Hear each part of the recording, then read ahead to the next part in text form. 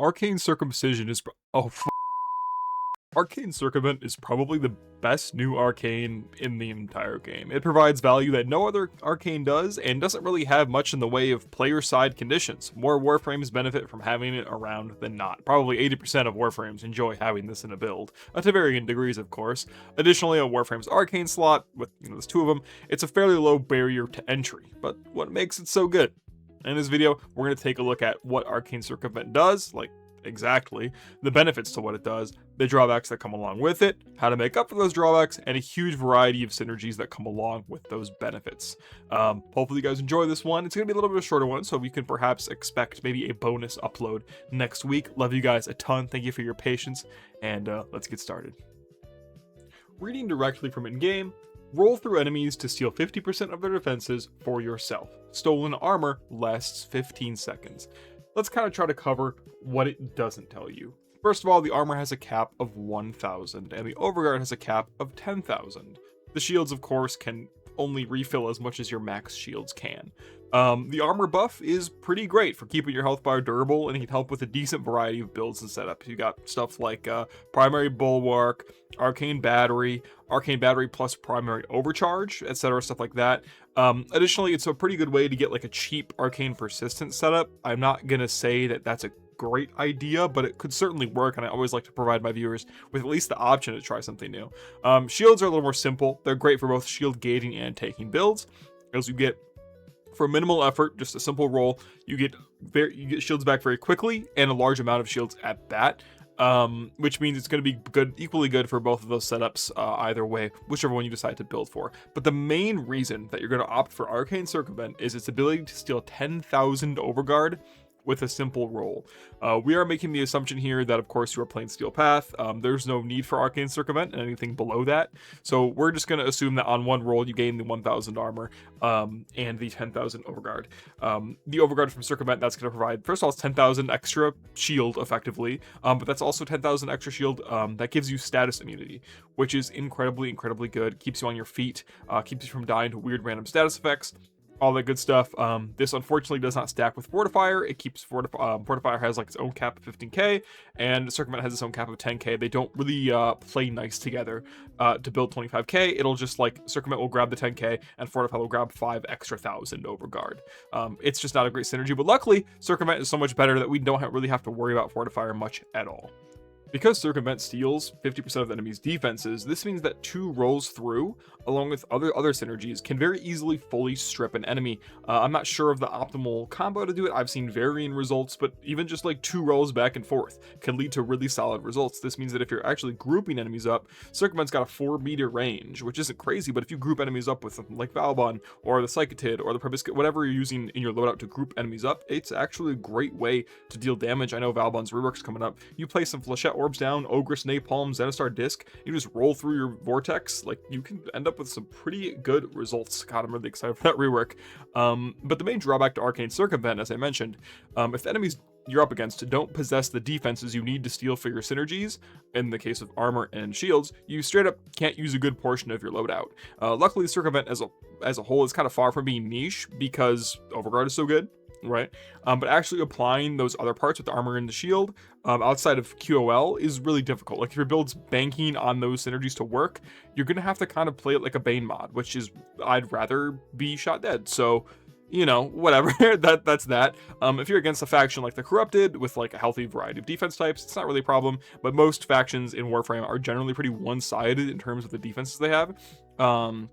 Again, you're welcome to set the builds up like you do Bane mods, but I can attest most players don't enjoy that, including me, so totally up to you. If you do, more power to you. I do think that like Bulwark, Battery, or Primary Overcharge, all those synergies, I have played with them, and they are quite fun, so keep that in mind.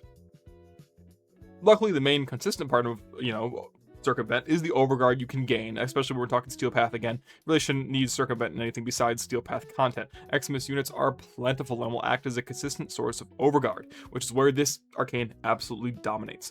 10,000 Overguard isn't really like an insane amount per se, but it's a very respectable amount, and even then when we're talking about Circumvent, we're not really talking about how much Overguard you get in one go, we're more talking about how consistently and easily it's acquired. It is a roll for 10,000 Overguard. You can do it over and over and over. It's super easy. Xmas are super plentiful. we can, like, even if we're assuming kind of, let's say we're using the armor synergy, right? And we're assuming 100% uptime on the 15-second armor duration, which armor is the only thing that has duration, of course. The Overguard lasts until it breaks, so does shields. That's 4 to 6 rolls per minute. That's really easy. I know Warframe players are a little bit lazy, but like, come on. Overguard also provides status immunity while it's up, making it a super easy comfort pick. It's really that simple. Before I like talk about synergies, which is the part I'm most excited for, like 10,000 Overguard on command is just really solid on like 3/4 of the roster. You can full strip priority targets.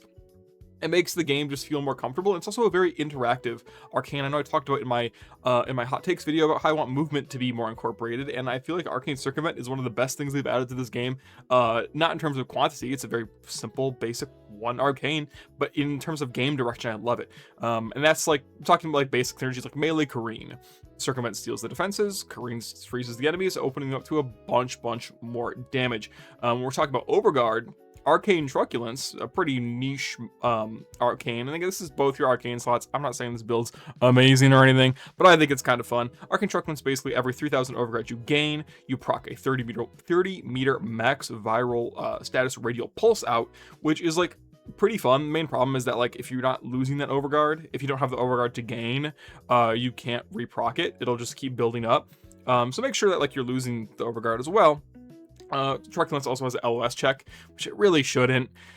Whatever. I think this is a fun setup, but we're going to kind of talk about the main parts of the things that I make Circumvent really good, particularly, you know, more Warframes having more access besides Fortifier to Overguard, and that's in terms of like side grades to damage reduction, which is damage redirection and damage evasion, which do operate with Overguard. Damage reduction, something like Mirage's Eclipse, cannot function with Overguard. My thought is for balance purposes, essentially, but for some reason, which I'll explain in a minute, which is totally my opinion, damage redirection and damage evasion do operate with Overguard, and it means that we can use Warframe's already built-in synergies, add that Overguard on top, and give them more survivability than they would have initially had without Circumvent. My running theory is that like the damage just gets, you know, mathematically the damage just gets put back onto the Overguard instead of reduced, but with redirection and evasion, because that damage kind of has somewhere to go, it works. I really have no clue. With evasion, that damage just gets deleted from the game, and with redirection, it gets redirected onto them. I don't know.